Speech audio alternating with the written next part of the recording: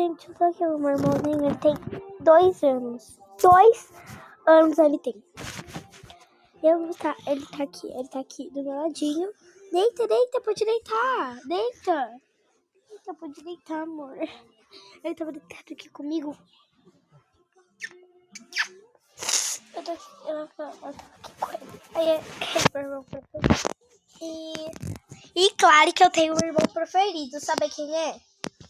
O Henrique. Claro que eu sei ele, né? Fazer o quê?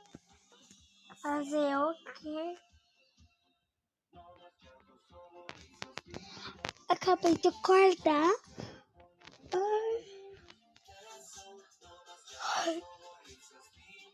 Olha como eu tô acabada. E depois eu vou se arrumar. De tarde eu vou se arrumar, pessoal.